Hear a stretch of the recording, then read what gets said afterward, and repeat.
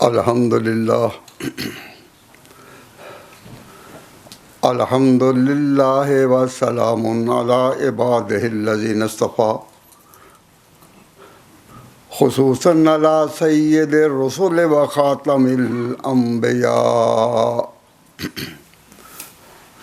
وعلی آلہ الاتقیاء و اصحاب الاصفیاء اما بعد فاعوذ باللہ من الشیطان الرجیم بسم اللہ الرحمن الرحیم ان الدین عند اللہ الاسلام صدق رسول اللہ صلی اللہ علیہ وسلم اذ قال العلماء ورثۃ الانبیاء او کما قال النبی صلی اللہ علیہ وسلم۔ حضرات، علماء کرام، واجب الاحترام، بزرگان قوم، سامعین عزیز، دوستوں اور بھائیوں،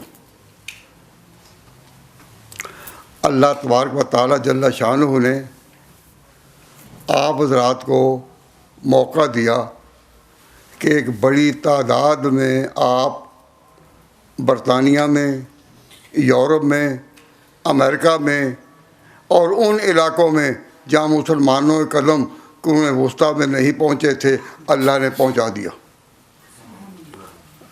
ہمارے نبی پاک صلی اللہ علیہ وسلم پر اللہ تبارک و تعالیٰ نے جس طرح ان کے لیے تمام زمانوں کو لپیٹ دیا کہ آئندہ آنے والے ہر دور کے پیغمبر وہی ہیں، آپ کے بعد اور کوئی نبی نہیں۔ اللہ تعالیٰ نے زمینیں بھی ساری جہاں جہاں ابن آدم، جہاں آدم کی اولاد آباد تھی، ساری زمینیں مسلمانوں کے قدموں کے نیچے کر دی۔ آپ جہاں بیٹھے ہیں، کبھی توقع بھی تھی کہ اس بڑی تعداد میں مسلمان ان ملکوں میں آ جائیں گے؟ ابھی تقریباً ایک ہفتہ گزرتا ہے کہ میں امریکہ کے ایک دورے سے میں وہاں پہنچا اور وہاں دیکھا جہاں بھی مسلمانوں کے لیے اجتماع کا اعلان ہوا، جم غفیر۔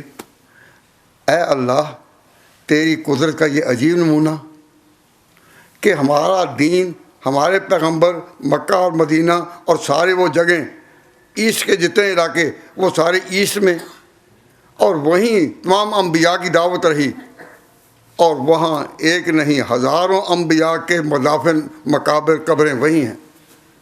یہ جگہ جام ہے اس وقت، یہ بہت دور کی جگہ تھی اور یہ توقع نہیں ہو سکتی تھی کہ مسلمان اتنی بڑی تعداد میں یہاں آ جائیں گے۔ اب یہاں آ گئے ہیں، تو آپ کو یہاں آ کر آپ جب آئے ہیں تو آپ کو کبھی یہ خیال نہیں گزرتا کہ یہاں قوموں کی منڈی ہے؟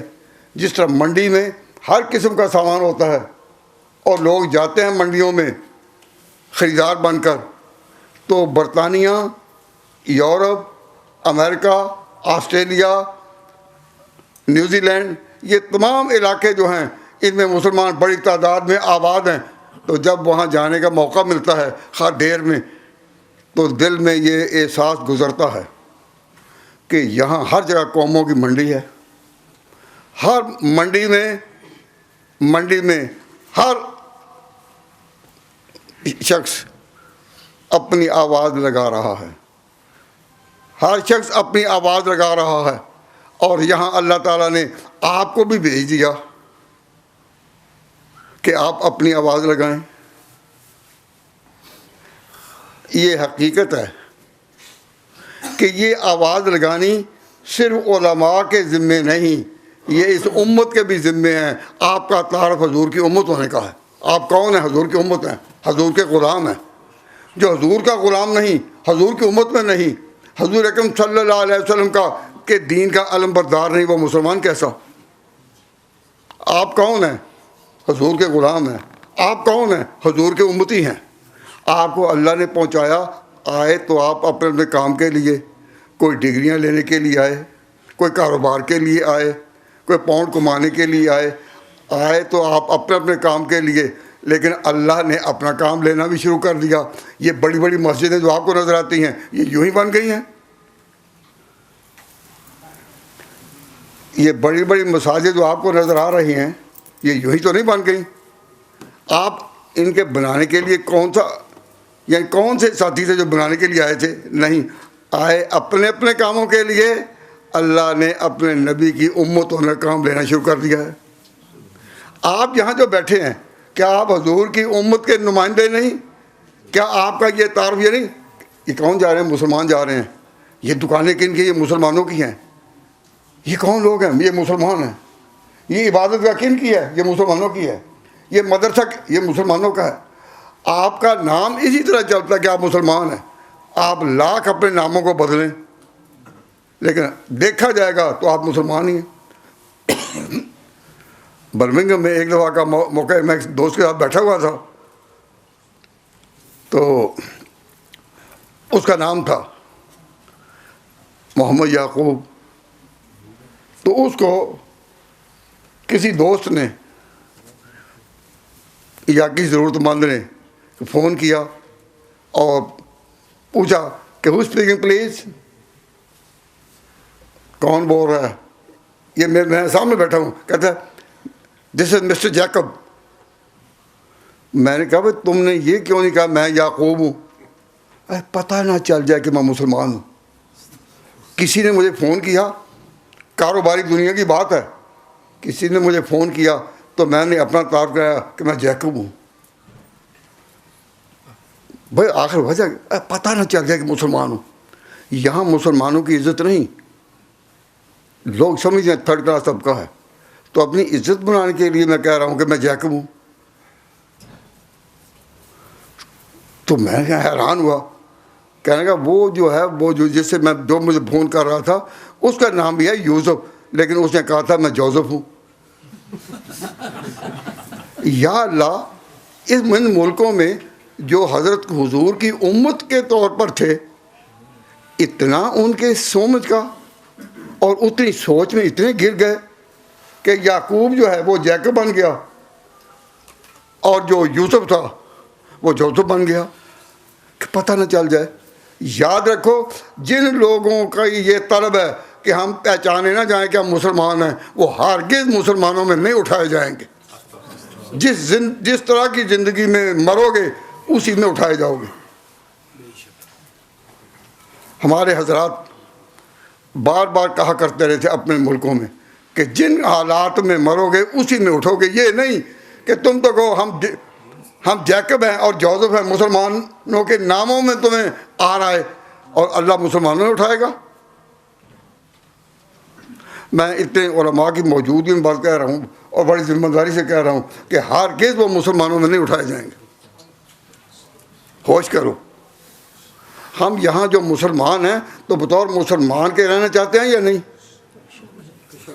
اگر کوئی بیٹھا ہو یعقوب تو میں اس سے درخواست کروں گا کہ اللہ تعالیٰ آپ کو یعقوب کے نام سے ہی رکھے اور اسی نام سے آپ کو آواز دی جائے جب قبروں سے لوگ اٹھیں گے. اگر کوئی یوسف بیٹھا ہے اللہ اس کو یوسف ہی رکھے. یہاں وہ اپنے نام کو گم کرنے کی کوشش نہ کرے. دل میں خطرہ بھی یہ نہ گزرے کہ میں یہ نام چھوڑ دوں. اللہ پھر اسی نام سے اسی وقت بلائے جاؤ گے حساب کے لیے، یوم الدین کے لیے، جب قبروں سے اٹھنا ہوگا. میں آپ سب کے لیے دعا کرتا ہوں کہ سب کو اللہ تعالیٰ اسی دین میں رکھے اور حضور کے غلاموں میں رکھے، حضور کی امت میں رکھے اور ان ملکوں کی تہذیب میں، ان کے تمدن میں اور ان کی ثقافت میں، ان کی رونق میں اور ان کی چمک اور دمک میں یہاں کی جو تہذیب ہے جس میں کہ انسانی حقوق بندوں کے نہیں. آپ کون ہیں؟ میں بہت سادہ لفظوں میں بات کر رہا ہوں، میں اپنی زبان میں بات کر رہا ہوں. اور یہ کہ جن لوگوں نے اپنی زبان باقی رکھی ہے وہ بھی مبارک ہیں کہ کم از کم اتنی تہذیب تو ہے کہ اپنی زبان باقی رکھی ہے. یہ زبان ہماری قرآن کی زبان کے بہت قریب ہے. بیشتر حروف تہجی وہی ہیں. تو آپ نے اس ملک میں اپنی ثقافت کو، اپنی تہذیب کو یہ باقی رکھنا ہے یا نہیں؟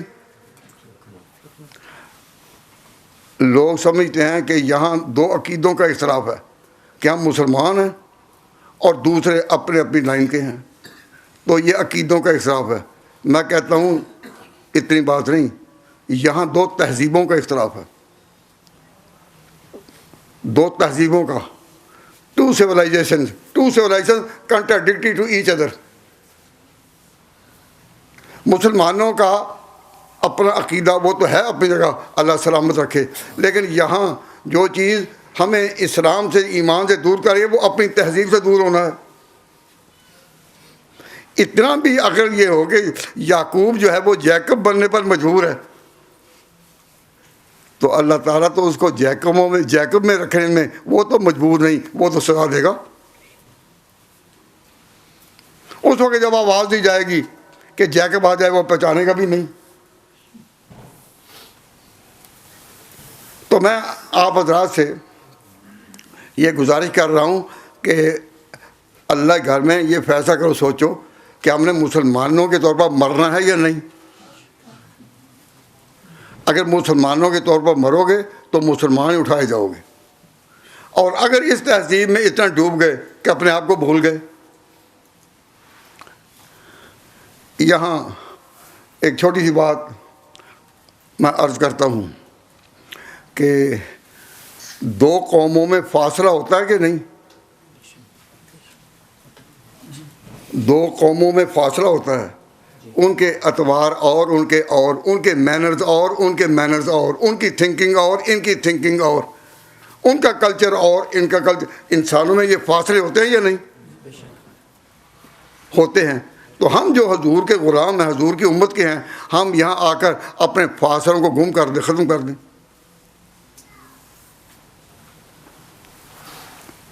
دیکھیے حضرت ام المومنین حضرت عائشہ صدیقہ رضی اللہ تعالی عنہ سے پوچھا گیا کہ حضور کا طریقہ کیا تھا، حضور کا طرز زندگی کیا تھا، کیف کان یعمل، حضور کا طریقہ زندگی کیا تھا. تو آپ نے فرمایا کہ آپ کی سیرت کیا ہے، وہ قرآن ہے. تو حضور کی سیرت اور عادات ساری قرآن کی ہے یا نہیں؟ کیوں بھائی؟ جو حضور کی بے ادبی کرے اور حضور کی اس سیرت اور حضور کی شان کو نہ مانے، وہ ہمارے عقیدہ میں اہل سنت والجماعت نہیں ہے. اہل سنت والجماعت کے لیے یہ ضروری ہے کہ پیغمبروں کی تعظیم، بزرگوں کی عزت اور عظمت، اور ان کو اپنا مقتدا اور پیشوا ماننا، اور اسی لائن پر چلنا کہ اگلے آنے والے پچھڑوں کی طریقوں پر چلیں. یہ ہے ہمارا قومی فاصلہ، یہ ہے ہمارا جماعتی فاصلہ اور قوموں سے. تو میں توجہ کو دے جاتا ہوں، الحمدللہ یہاں علماء اور طلباء کی بڑی تعداد ہے، تو میں ان کی روشنی میں باتیں کچھ مختصر کرتے چلوں گا. یہ دیکھیے قرآن پاک میں ابتدا میں تعارف کرایا گیا کہ مسلمان کون ہے. قرآن پاک میں شروع میں بتایا گیا کہ مسلمان کون ہے، متقین کون ہیں، اللہ سے ڈرنے والے کون ہیں. مثلا الف لام میم ذالک الکتاب لا ریب فیہ ھدی للمتقین الذین یؤمنون بالغیب. ایمان ہو بالغیب، ایمان بالغیب ہو، یقیمون الصلاۃ، نمازیں قائم کریں، ومما رزقناہم ینفقون، اور وہ خرچ بھی کریں. الذین یؤمنون بما انزل الیک، قرآن پر ایمان بھی رکھیں، وما انزل من قبلک، پہلی کتابوں پر ایمان بھی رکھیں، وبالآخرۃ هم یوقنون، اور وہ آخرت پر کہ ایک دن آخر میں آنے والا ہے جہاں اپنے اعمال کا حساب دینا ہوگا، اس پر وہ یقین رکھیں. اولئک علی ھدی من ربہم واولئک هم المفلحون. وہی ٹھیک ہیں راہ عمل میں، اور انہی کو آخرت میں فلاح ملے گی. یہ ہے تعارف کن کا؟ مسلمانوں کا. یہ تعارف مسلمانوں کا ہے. آگے اس کے بعد کافر ہیں سواء علیہم انذرتہم ام لم تنذرہم لا یؤمنون ختم اللہ علی قلوبہم. کچھ ایسے لوگ ہیں جو کافر ہیں اور وہ ایسے ہیں، بس وہ ان کا تعارف کیا ہے چند سطروں میں. مومنین کا، متقین کا تعارف ہے 8-10 سطروں میں. اور کافروں کا تعارف ہے 4-5 سطروں میں. اس کے بعد آگے ہے بڑا ایک تعارف ایک بڑی قوم کا. کیا؟ وَمِنَ النَّاسِ مَن يَقُولُ آمَنَّا بِاللَّهِ وَبِالْيَوْمِ الْآخِرِ وَمَا هُم بِمُؤْمِنِينَ. اب تیسری قوم کا، تیسرے طبقے کا، تیسرے گروہ کا تعارف کیا ہے؟ وہ کون ہے؟ ہپوکریٹس، وہ منافقین وہ ہیں. لوگ ایسے بھی ہیں وہ کہتے ہیں آمنا باللہ، ہم ایمان رکھتے ہیں اللہ پر، وبالیوم الآخر، اور آخرت پر. اللہ کہتا ہے وما ہم بمؤمنین، وہ مومن نہیں. یا اللہ، یہ قرآن سے شروع میں ہی مسلمانوں ایمان کا تعارف کتنا ہوا؟ 10-12 سطریں ہیں. کافروں کا کتنا ہوا؟ 5-6 سطریں ہیں. اور آگے جو منافق ہیں اوپر سے کچھ اور اندر سے کچھ، ان کا ذکر شروع ہوا. اللہ تعالیٰ فرماتے ہیں وہ کہتے ہیں ہم مومن ہیں، وما ہم مومنین، وہ مومن نہیں. اپنی طرف سے کوشش کرتے ہیں یخادعون اللہ والذین آمنوا، کہ اللہ کو اور مومنین کو دھوکہ دیں. اور فرمایا وہ اپنے آپ کو دھوکہ دے رہے ہیں. اللہ تعالیٰ ان پہ ذرا کی. اور یہاں سے چلنا شروع ہوتا ہے مضمون اتنا کہ کئی آیتوں پر آیتیں منافقین کے حالات اور ان کے انجام کے بارے میں. تو سوال پیدا ہوتا ہے کہ دین میں زیادہ محنت کس پر ہونی چاہیے؟ اس پر نہیں کہ مومن کون ہے، وہ تھوڑی سی ہے، کافی ہے. اس پر نہیں کہ کافر کون ہے، وہ بھی تھوڑی سی ہے. زیادہ محنت اس پر ہونی چاہیے کہ منافق کون ہے. کیوں؟ قرآن پاک میں ان کا تعارف زیادہ ہے. مومنین کا تعارف تھوڑا ہے، کافروں کا ان سے بھی تھوڑا ہے، اور منافقین کا سب سے زیادہ ہے. اور جب قرآن کھولتے ہیں تو اتنی زیادہ، مثلا فرمایا لقد کفر الذین قالوا ان اللہ والمسیح ابن مریم، کہ جنہوں نے حضرت مسیح بن مریم کے بارے میں کہا کہ ان میں خدا اترا ہوا ہے. فرمایا لقد کفر الذین، یہ عقیدہ کہ کسی انسان میں خدا اترے یہ ہرگز نہیں. لقد کفر الذین قالوا ان اللہ والمسیح ابن مریم صاحب کہا. اور کہا کہ تم کہتے ہو کہ عیسیٰ بن مریم جو ہیں وہ خدا کے بیٹے ہیں. ولم تکن لہ صاحبہ، خدا کی تو بیوی کوئی نہیں، بیٹا کہاں سے ہو گیا؟ تو یہ اللہ تبارک و تعالیٰ نے قرآن پاک میں باتیں کہی ہیں نہیں؟ اور ہمارا حضرات توجہ فرمائیں کہ یہ باتیں اللہ تعالیٰ نے قرآن میں کہی ہیں یا نہیں؟ بولو، کہی ہیں. تو اگر ہم یہ پروپیگنڈا کریں کہ اختلافی بات یہاں نہ کرو کیونکہ ہم ان ملکوں میں ہیں، تو آپ قرآن کے نمائندے ہو سکیں گے؟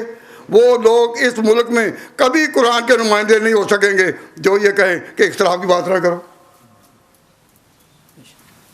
بھئی ہم اختلاف کی بات کریں گے تو کہیں گے نا کہ ہمارے عقیدے میں بڑے بڑے پیغمبر حضرت عیسیٰ، بلکہ ہمارے نبی پاک جو سب سے افضل ہیں ان میں بھی خدائی صفات نہیں اتری، خدائی صفات صرف خدا میں ہیں. یہ بات اگر نہ کریں تو دین بچے گا کیسے؟ تو اب آپ یہ دیکھیں کہ اس ملک میں دین کا کام کرنے کے لیے اپنے آپ کو اس درجے میں نہ جاؤ کہ یہ اختلاف کی بات ہی نہیں کرنی. یہاں میں ایک بات، میں بھی کچھ اسی بات کا ذرا حامی رہا کہ اختلاف کی بات نہ کریں، لیکن پھر جب کرنی پڑی تو کرنی پڑتی ہے. تو میں یہ بتا رہا ہوں کہ دین میں قرآن کریم میں اور حضور کی سیرت میں کانا خلق القرآن، اس میں حضور کی سیرت میں ایک ہے مسلمانوں کا ذکر، ایمان والوں کا، ایک ہے کافروں کا، اور منافقوں کا بہت زیادہ ہے. تو منافقوں کے ساتھ ٹکراؤ میں اللہ تعالیٰ نے بات میں ان کی حقیقت کھول لی ہے. اور جو لوگ کہیں کہ جی اختلاف کی بات نہ کرو، وہ اس ملک میں ہمارے دین کے سب سے بڑے دشمن ہیں. یاد رکھو، جو اس طرح اپنے عقیدے کو، بنیادوں کو اہمیت نہیں دیں گے. میں آپ سے یہ بات کر رہا ہوں کہ میں جب اس ملک میں آیا تو ہمارے یونیورسٹیوں کے اسٹوڈنٹس، کالجوں کے اسٹوڈنٹس، وہ جب ہمارے حلقے میں آتے تھے تو وہ کیا کرتے تھے؟ کہتے جی دیکھیے، ہمیں یہاں سب سے زیادہ جو چیز تنگ کر رہی ہے وہ ہے مسلمانوں میں فرقہ بندی. مسلمانوں میں فرقہ بندی نہیں ہونی چاہیے. میں نے کہا بھائی میں آپ کے ساتھ ہوں، میں آپ کے ساتھ ہوں، لیکن بات مجھے بھی سمجھائیں کہ کیا نہیں ہونی چاہیے کہ مسلمانوں میں فرقہ بندی. وہ کہنے لگے کہ جی بعض لوگ یہاں بڑا ٹھوک بجا کر کہتے ہیں جی میں دیوبندی ہوں، بعض کہتے ہیں میں بریلوی ہوں. تو ہم جو اسٹوڈنٹس ہیں یونیورسٹیوں کے پڑھے لکھے، ہمیں بڑی آر آتی ہے اور شرم آتی ہے کہ ہم ان ناموں سے ہوں. میں نے کہا I am with you on this issue. میرا بھی یہی خیال ہے جو تم کہتے میں ٹھیک ہے. ہم ان باتوں میں اختلافات کو پھیلانے کے روادار نہیں. ان امور میں مسلمانوں کے اندر جو اختلافات ہیں، میں یہ نہیں کہہ رہا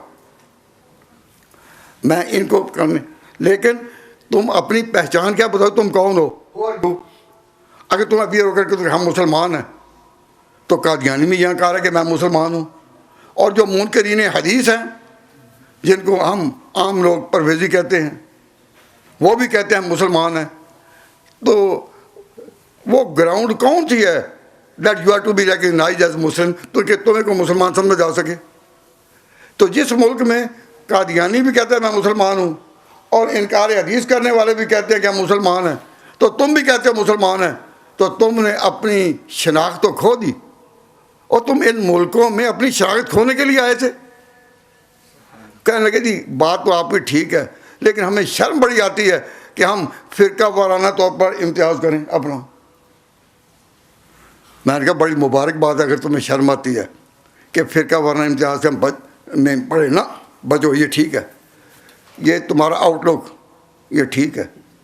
لیکن یہ بات یاد رکھیے کہ جب آپ نے اپنے آپ کو ممتاز کرنا ہے ان عقیدوں پر جن پر نجات ہوگی، تو یہ جواب دینا کہ تم مسلمان کس قسم کے ہو، ہو آر یو، تو آپ کا جواب یہی ہونا چاہیے ہم صحابہ کی لائن کے مسلمان ہیں، ان کی لائن پر. اب کسی کو تو بڑا مانو، صرف قرآن کے نام پر اور حدیث کے نام پر تو آپ کو مغالطہ دے سکتا ہے قادیانی بھی، مغالطہ دے سکتا ہے منکر حدیث بھی. لیکن جب آپ کہیں گے ہم صحابہ کی لائن کے ہیں تو آپ کا اسلام معین ہو چکا. اور میں آپ سب کے لیے دعا کرتا ہوں اللہ تعالیٰ سب کو صحابہ کی لائن پر رکھے، تم صحابہ کی لائن کے مسلمان ہو. تو میں نے ان اسٹوڈنٹس کو کہا کہ جب تمہیں پوچھا جائے تم کون ہو، when you claim that you are Muslim, who you are, please explain this. تو آپ خوشی سے، دل کی خوشی سے، پورے براڈ مائنڈڈ ہو کر آپ کہیں ہم صحابہ کی لائن کے ہیں، we are the followers, companions of the Prophet. کیا اس میں تمہیں شرم آئے گی؟ ان کو پوچھا کیا تمہیں شرم آئے گی؟ کہتے جی نہیں، ہمیں فرقہ وارانہ نام سے کہ ہم دیوبندی ہیں، بریلوی ہیں، شافعی ہیں، مالکی ہیں، کیا ہیں، اس میں تو شرم آتی ہے، لیکن یہ کہتے ہوئے ہم صحابہ کی لائن کے ہمیں شرم نہیں آتی. تو میں نے کہا پھر اس ملک میں اپنے ایمان کے گرد، ایمان کی سرحدوں پر پہرا دینے کے لیے اپنے آپ کو ڈٹ کر کہو کہ ہم صحابہ کی لائن کے ہیں. نہیں، اتنا بھی اختلاف ٹھیک نہیں بھائی. اسی اختلاف پر تو ہم قائم ہیں، ہم صحابہ کی جماعت کے ہیں. جو صحابہ کی جماعت کے ہاتھ کھڑا کر دے، اللہ تبارک و تعالیٰ ان کی پیروی میں رکھے، انہی کی پیروی میں اللہ تعالیٰ زندگی دے اور انہی کی لائن پر آگے چلنے کی توفیق عطا فرمائے. آپ صحابہ کی لائن کے ہیں یا نہیں؟ ہم صحابہ کی لائن کے، اور صحابہ کی ایک تاریخ پوری ہمیں معلوم ہونی چاہیے. آپ کے دین کا نام کیا ہے؟ کیا نام؟ اسلام. میں نے عرض کی کہ آپ کے دین کا نام کیا ہے، تو آپ نے کہا کہ ہمارے دین کا نام ہے دین اسلام. حضور صلی اللہ علیہ وسلم پر یہ دین اترا. محمد رسول اللہ صلی اللہ علیہ وسلم received this divine message. Then divine message. Quran was revealed to him. قرآن آپ پر اترا. And there was gradual development of علم دین. دین جو ہمارا ہے اس کی گریجول ڈیولپمنٹ ہوئی ہے.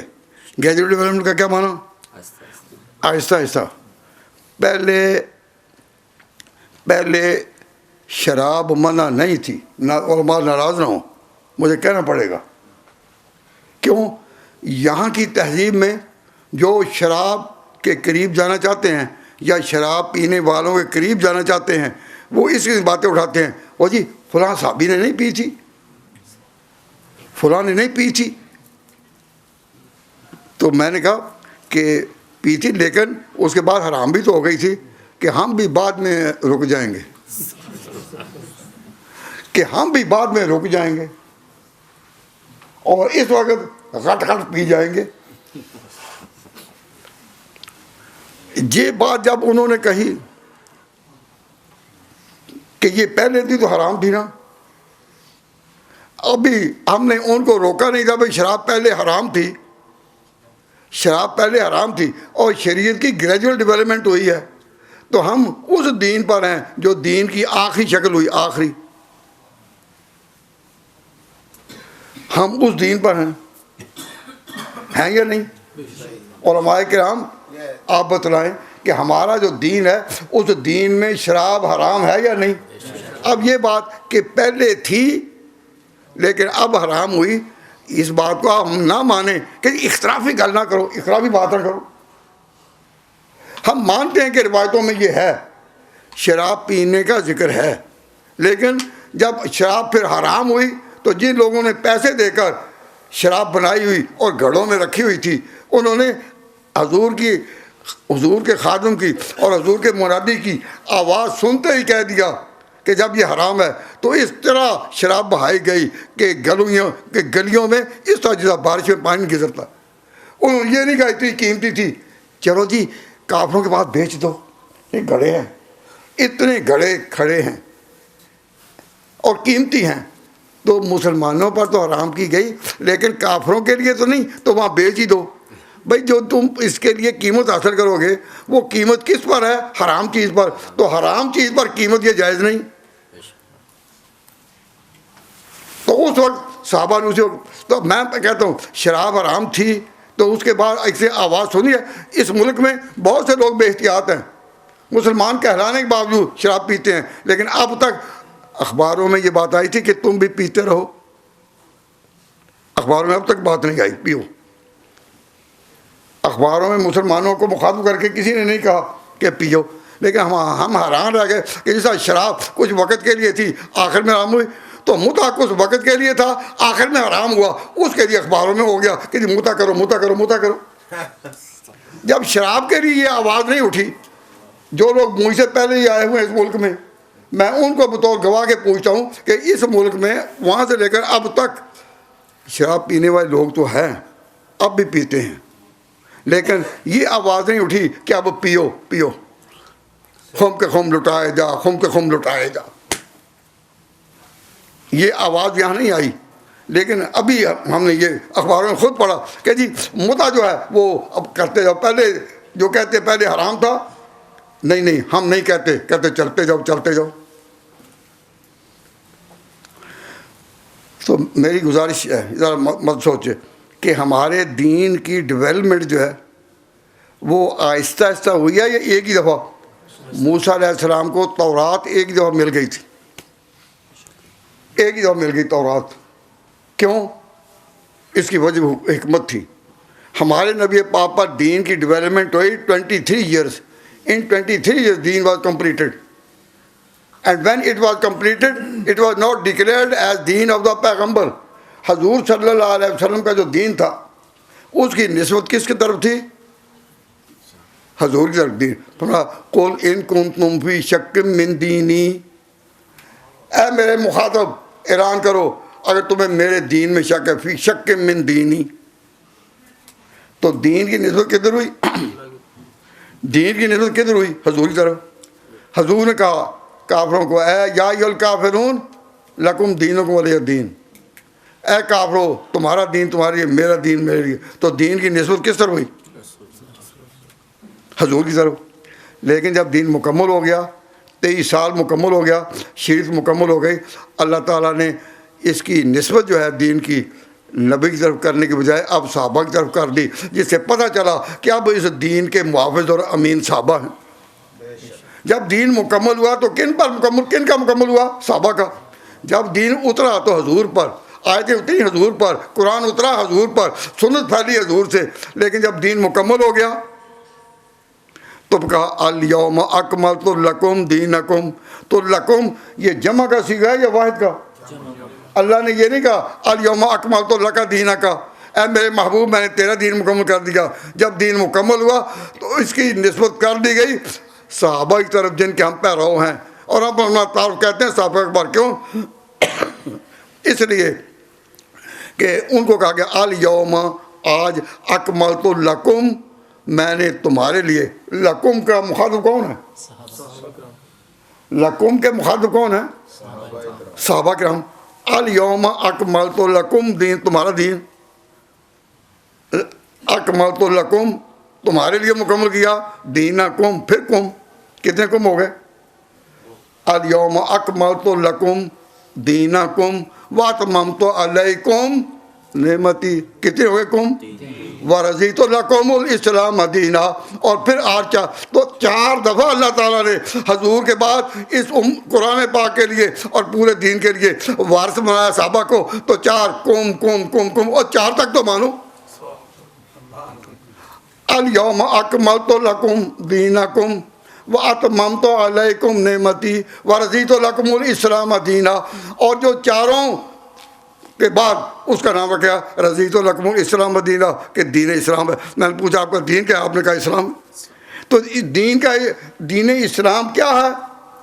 جو مکمل ہوا صحابہ پر، اور 4 دفعہ اس کو تاکید کے ساتھ کہا گیا کہ ان پر یہ دین مکمل ہوا ہے.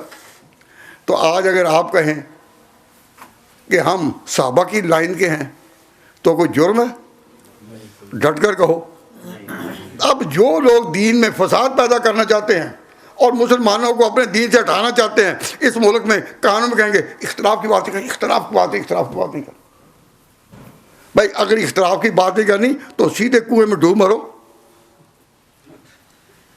اس ملک میں اپنے دین، اپنے عقیدوں کی سرحدوں کا پہرا دینا ہے، پورا دینا ہے. حتیٰ کہ مسلمان اگر کوئی نماز بھی پڑھنے آتا ہے تو اگر کوئی قبلے کی طرف منہ کر نماز نہیں پڑھتا، ادھر منہ کر نماز پڑھتا ہے، تو بتانا فرض ہوگا ہمارا قبلہ وہی ہے. اس وقت کہیے اختلاف نہ کرو، اختلاف نہ کرو. یہ کتنا ظلم ہوگا. تو آپ اپنے دین کو پہچاننے کے لیے کوئی اپنی بھی ذمہ داری محسوس کریں. آپ نے دین کی سرحدوں کے گرد حفاظت کا پہرا دینا ہے یا نہیں؟ اور جو ظالم کہتے ہیں کہ اختلاف نہ کرو، ان کی اس مغالطوں سے بچنا ہے. اس لیے کہ شیطان جب بھی کسی کے پاس آئے گا ایک رنگ کے ساتھ آئے گا. جو نمازیں پڑھتے ہیں ان کو اگر یہ شیطان نہیں کہتا کہ شراب پیو، کیوں؟ اس کو پتہ ہے انہوں نے پینی نہیں، یہ نہیں کہتا. تو یہ شیطان کی بھی عجیب شکلیں اور عجیب چالیں ہیں. جب تاجروں کے پاس آئے گا تو شیطان تاجر بن کر آئے گا. اتنا کر رہے ہیرا پھیری، کوئی عرض نہیں بھائی، اتنی ہیرا پھیری.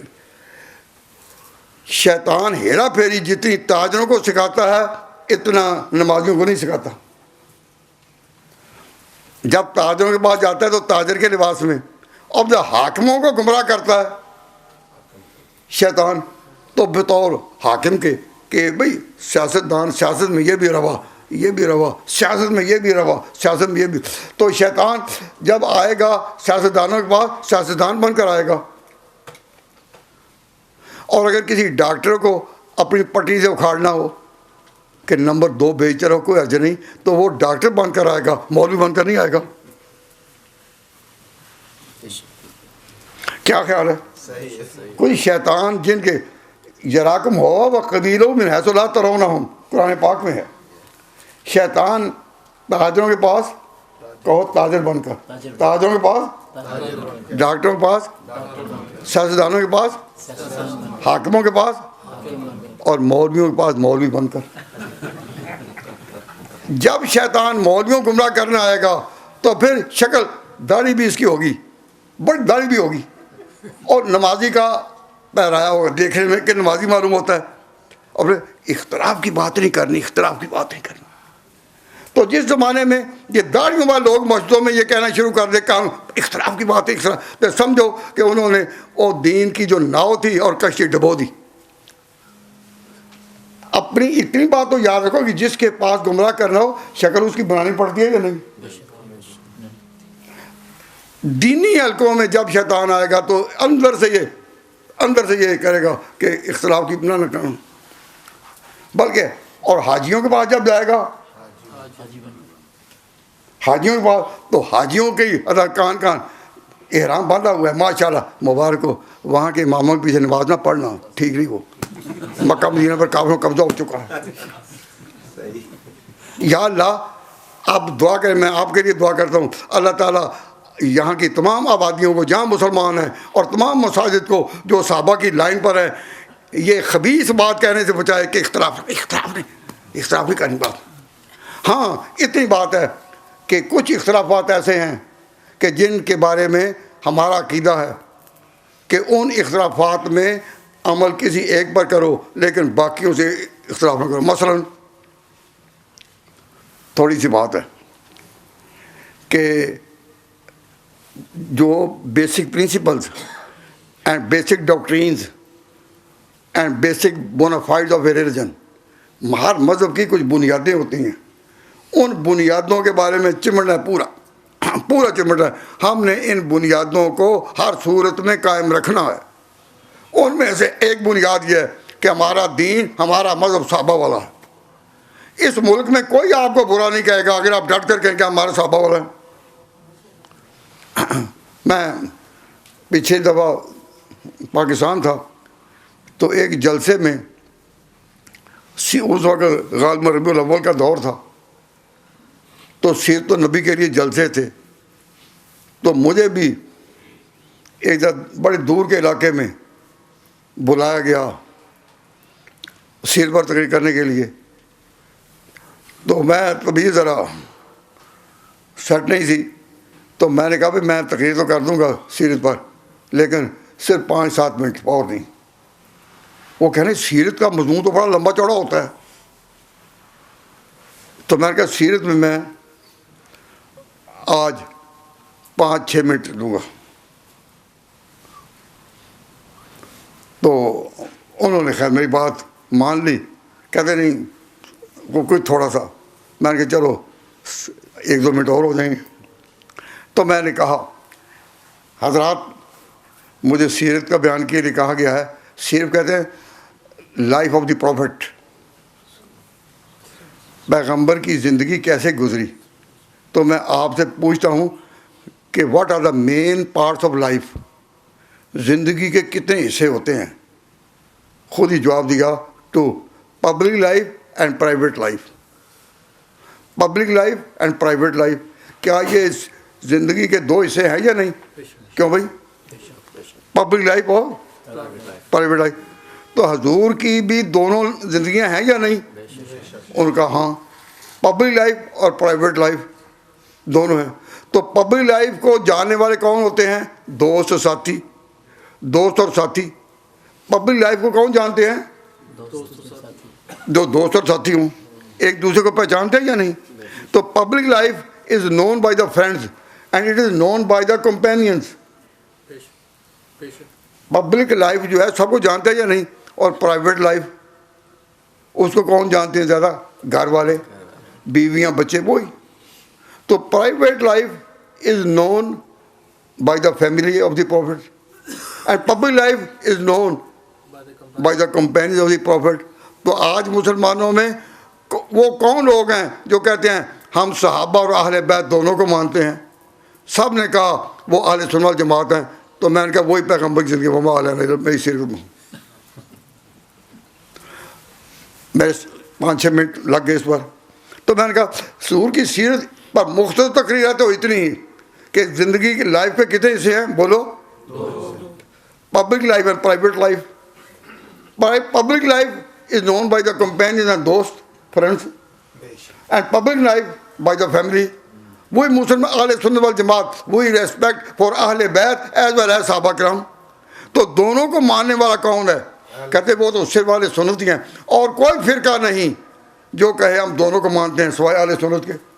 اگر کوئی کہے ہم اہل بیت کو مانیں، ہم کہیں گے ہم اہل بیت کو عقیدت کا سلام کرتے ہیں، لیکن صحابہ کو بھی ساتھ کیوں ہم دونوں کو مانتے ہیں؟ کیوں؟ لائف پبلک اور پرائیویٹ دونوں کی، حضور کی سیرت پبلک لائف اور پرائیویٹ لائف دونوں کو مانتے ہیں ہم. اور کوئی مانتا ہو ہم کہیں گے سبحان اللہ تمہارے ہو.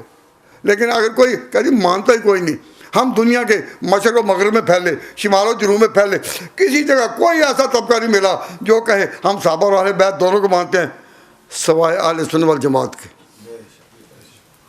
تو اہل سنت والجماعت یہی ایک طریقہ ہے جو صحابہ کا تھا، یہی ایک طریقہ ہے جن کو کہا گیا کہ آج دین تم پر مکمل ہوا.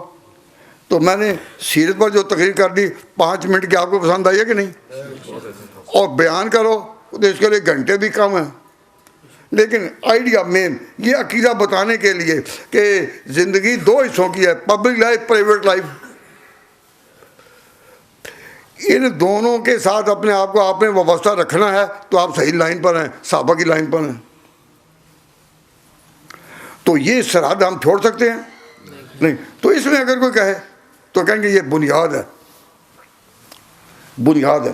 اور کچھ مسئلے مثلا حضور اکرم صلی اللہ علیہ وسلم نے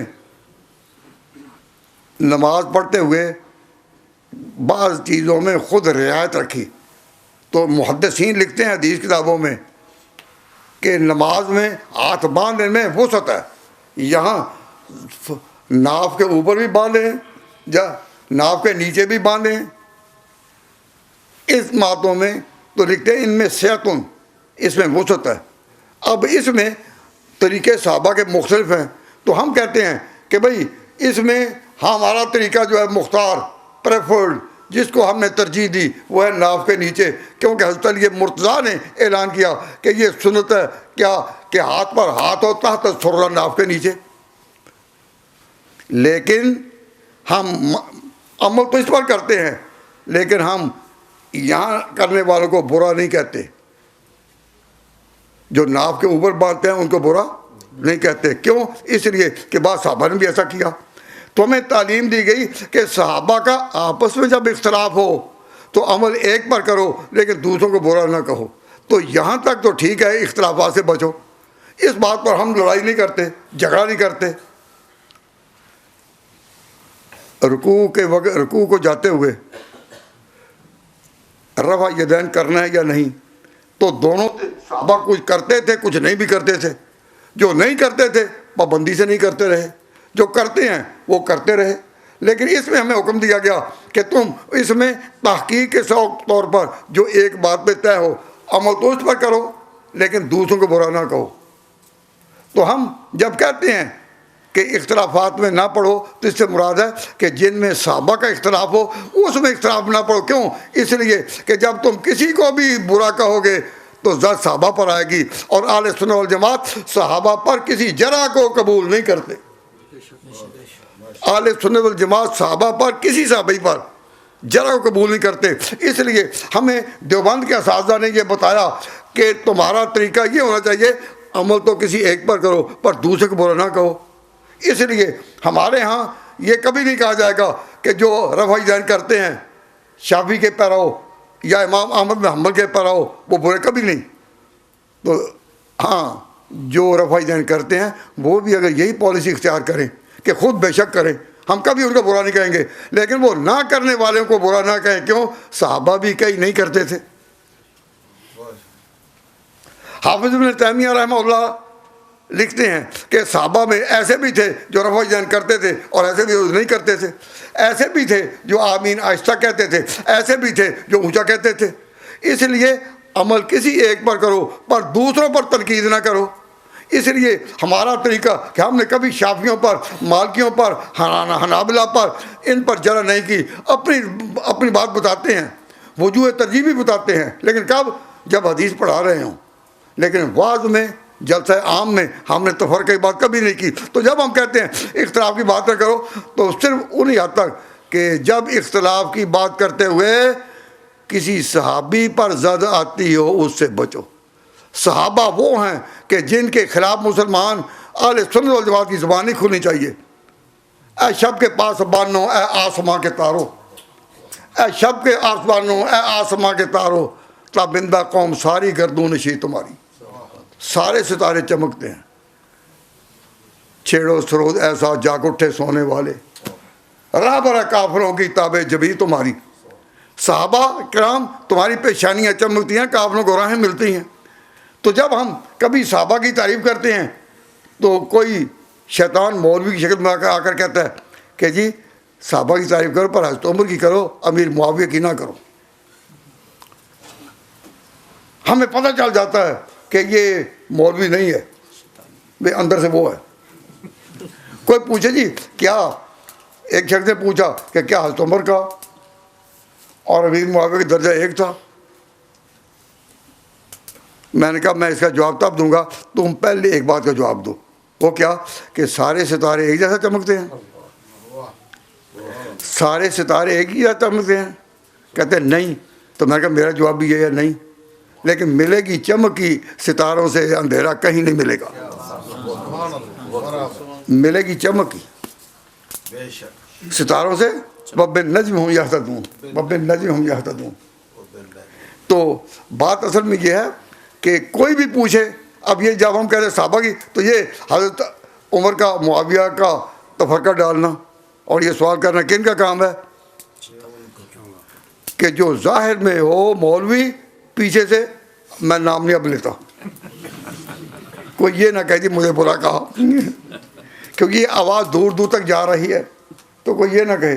تاہم میری گزارش اس وقت آپ حضرات کے سامنے یہی ہے کہ ہر اس اختلاف سے بچو جس میں کہ صحابی پر زد پڑتی ہو. تو مجھے کہنے لگا نہیں آپ نے تو ہمیں ٹال ہی دیا. میں نے پوچھا تھا امیر معاویہ کے بارے میں آپ کا عقیدہ کیا ہے؟ میں نے کہا میں سادہ زبان میں کہتا ہوں امیر معاویہ کے بارے میں میرا عقیدہ وہی ہے جو امام حسن کا تھا. اگر ان کا تو صلح کا تھا, میں نے کہا میرا بھی صلح کا ہے. اگر امام حسن کا یہ طریقہ تھا صلح کا تو میرا بھی صلح کا ہے. میرا اب میں نے بات مختصر پہ, ٹھیک ہے, میں لمبی بات کی, میں ان اختلافات میں نہیں پڑھا. عقیدہ کیا تھا جو امام حسن کا تھا. تو یاد رکھو کہ مسلمانوں میں یہ جو لوگ ہیں جو صحابہ کے بارے میں یہ انداز اختیار کرتے ہیں, ان کے منتوں کے خلاف اپنے عقیدوں کی سرحدوں کا پہرا دینا آپ کا کام ہے یا نہیں؟ اور یہ کہے کہ ابو بکر عمر کی عزتوں کا مسئلہ ہے, آپ بولو, اور کہے اختلاف میں نہیں پڑھنا, اختلاف میں نہیں پڑھنا. تو یہ زبان جو ہے بالکل کہ اختلاف میں نہیں پڑھنا. صحابہ کے بارے میں اختلاف ہو, ہم ان کی حقانیت کے قائل ہیں. مجھے آپ میں سے بوڑھے آپ مجھے بہت چند نظر آتے ہیں جو ایشیا میں, پاکستان, انڈیا میں, بنگلہ دیش میں اور پاکستان میں پرانی مسجد تھیں, ان میں اب تک بھی لکھا ہوا مسجد کے اوپر ہوگا چراغ و مسجد و محراب و ممبر ابو بکر و عمر عثمان و حیدر. مسجدوں پر لکھا ہوا دیکھا آپ نے یا نہیں؟ جو حضرات نے دیکھا ہے وہ ذرا ہاتھ کر کے گواہی دے دیں. میں اللہ گھر میں گواہی دے رہا ہوں باوضو ممبر پر کہ کئی مسجدوں پر ہم نے یہ لکھا دیکھا. اس وقت پہچان ہے لحاقی یہی تھی کہ مسجد وہی ہے جو چاروں کے نام سے گونجے, اکملت لکم دینکم واتممت علیکم ورضیت لکم.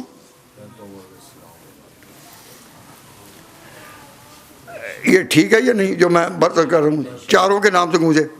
اور پھر یہ بھی تھا کہ اس وقت سے لے کر اب تک جمعے کا ہر خطبہ اہل سنت والجماعت کی جو مسجدیں ہیں ان میں جمعہ کے خطبہ میں امام چاروں کا نام لیتا ہے یا نہیں؟ نہیں لیتا. تو یہ کیا اعلان نہیں کہ ہم صحابہ والے ہیں؟ ہم صحابہ والے ہیں, یہ اعلان ہے. اس مسجد میں جمعہ خطبہ کون پڑھتے ہیں؟ آپ نام لیتے ہیں یا نہیں؟ سچ کہہ رہے ہیں. کوئی بعد میں کہیں گے جی یہ اوپر سے کہا ہے. ہم نے کہا ہمارے ہاں سے اوپر کہنے والا نہیں, اوپر سے کہنا تقیہ ہے, اور ہمارے ہاں تقیہ نہیں ہے.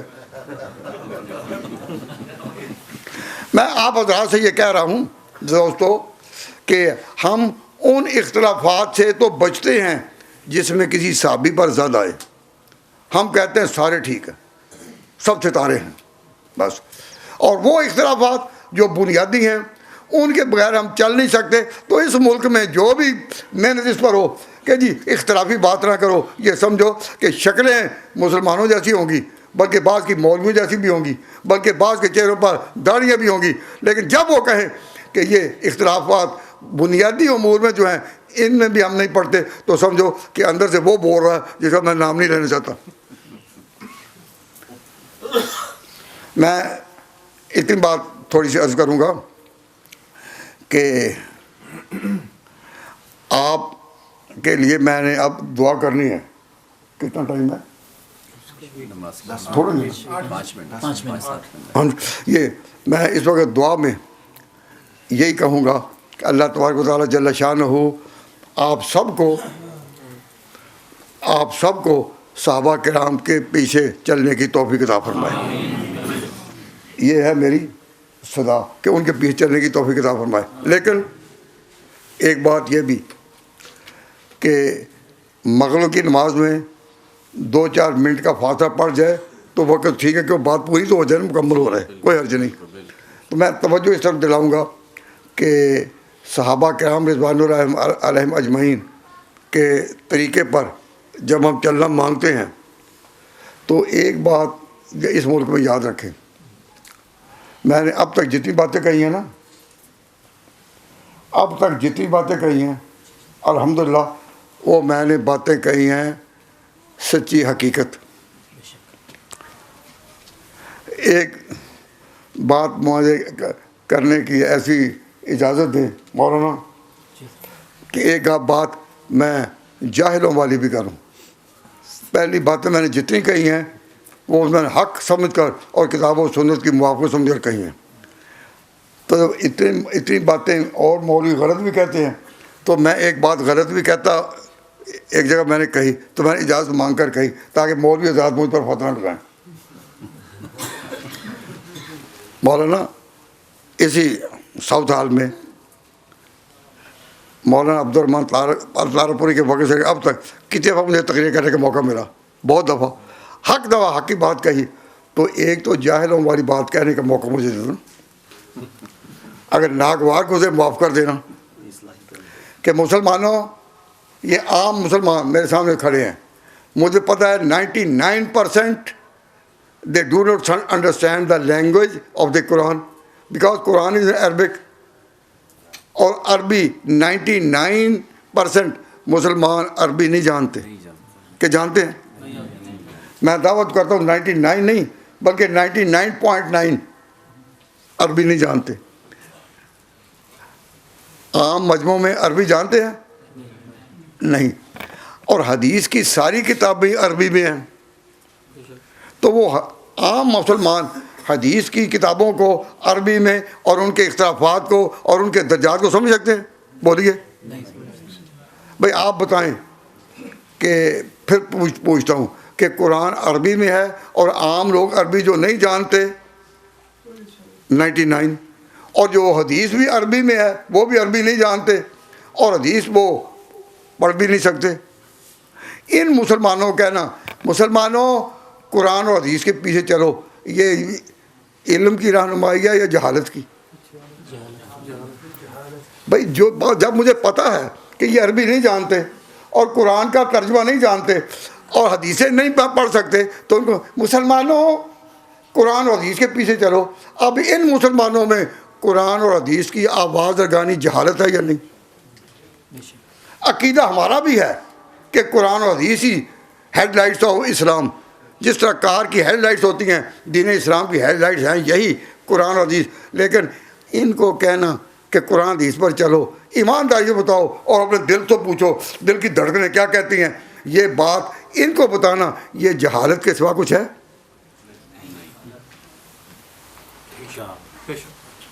تو میں نے کہا کہ اس کو کہتے ہیں کلمۃ الحق نریدہ بہل باطل، کہ بات حق ہے لیکن کہی جا رہی ہے عوام کو کہ جب قرآن حدیث پر چلو، تو پھر آج کے اسٹوڈنٹ بھی کہیں گے کہ جی ہم نے حدیث کا ترجمہ دیکھا ہے، متجائز ہے متجائز ہے متجائز ہے۔ اور اللہ کے بندوں، جب اس ملک میں یہ آواز کتنی عرصے سے لگ رہی ہے کہ عوام مسجد میں جمع ہیں، 600-700 کے قریب نماز میں پڑھ رہے، نماز کے لیے وہ حاضر ہے مسجد میں ہے، اور وہاں ایک خطیب کہتا ہے بھائی قرآن حدیث پر چلو، تو کوئی اس بیوقوف کو یہ نہیں کہتا بھائی یہ جو قرآن حدیث نہیں سمجھتے ہوئے یہ تمہاری پیروی تو کر سکیں گے، علماء کی پیروی تو کر سکیں گے، قاری طیب عباسی کی آپ پیروی تو کر سکیں گے، سارے آپ کے جو ہیں امام ہیں ان کی، لیکن قرآن حدیث کو نہ پڑھ سکیں گے نہ پیروی کر سکیں گے۔ اگر ان کو کہا جائے، میں کہتا ہوں کہ میں نے یہ بات تو حق ہے، لیکن ان کو کہنا کہ قرآن حدیث کے بچہ چلو، یہ ایک جاہلانہ صدا ہے یا نہیں؟ کوئی پڑھا لکھا کہے گا، کوئی پڑھا لکھا عربی نہ جانے والوں کہے گا قرآن حدیث کے پیچھے چلو؟ کیوں نہیں بول رہا؟ اب جو ان کو کہتے ہیں تو ہم آپ سے کہتے ہیں، سنیے یہ بات ختم کرنے کے لیے توجہ فرمائیں، ذرا تھوڑی سا غور کریں۔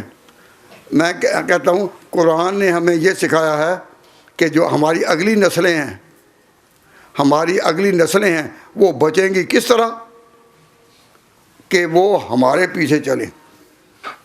یہ نہیں ہے کہ قرآن حدیث پر چلیں۔ کس طرح؟ قرآن میں یہ آیت ہے، میں پڑھتا ہوں آپ کے سامنے ان سب علماء کی موجودگی میں، اللہ سے دعا کریں، اے اللہ وَجْعَلْنَا لِلْمُتَّقِينَ اماما، اے اللہ جو تجھ سے ڈرنے والے ہیں ان کا امام ہمیں بنا۔ یہ نہیں کہا کہ وہ قرآن حدیث پر چلیں، وَجْعَلْنَا ہمیں کر لِلْمُتَّقِينَ اماما، اللہ سے جو ڈرنے والے ہیں ان کا امام۔ تو اگلی نسلوں کے امام ہم ہوں، آپ کے جو بیٹے ہیں، آپ کی جنریشن ہے، ان کے امام کون ہو؟ آپ۔ تو ہمیشہ دین جو ہے وہ نسلوں سے نسلوں کو ملتا ہے۔ قرآن حدیث میں تو علماء گزر سکتے ہیں نا۔ تو وَجْعَلْنَا لِلْمُتَّقِينَ اماما، اے اللہ ہمیں امام بنا۔ یہ امامت کا لفظ کن کے لیے ہے؟ جب یہ جو لفظ ہے نا وَجْعَلْنَا لِلْمُتَّقِينَ اماما، سورۃ الفرقان، وَجْعَلْنَا لِلْمُتَّقِينَ اماما، اے اللہ ہمیں امام بنا۔ تو اپنے لیے تو امام ماننا کہ ہم امام ہوں اگلوں کے، یہ جائز ہو، اور ابو حنیفہ کو امام کہنا جرم ہو۔ اور جب آپ میں سے ہر ایک کو حق ہے کہ اللہ سے کہے کہ یا اللہ مجھے امام بنا میری اگلی نسلوں کا، وہ نسلیں ہمارے کہنے پر چلیں، ہمارے طریقے پر چلیں، تو یہ حق ہو، تو کیا ابو حنیفہ کو امام ماننا کوئی جرم ہو؟ تو میں عرض کرتا ہوں کہ یہ ایک چارٹ ہے، یہ انگریزی میں پورا دلائل کے ساتھ کہ نبی پاک کے شاگردوں میں فقہ کے جو بڑے بڑے امام ہوئے وہ 12 امام تھے۔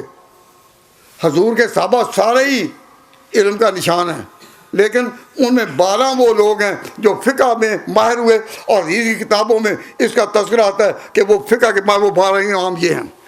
اور اس امت میں those who are known as theorists, and they were theorists of Islam, not only jurists but theorists of Islam، وہ بھی 12 کے قریب ہیں، وہ یہ ہیں۔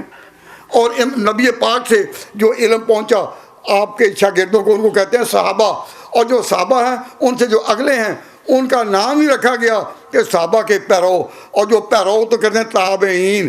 تابعین کن کو کہتے ہیں؟ پیروں کو۔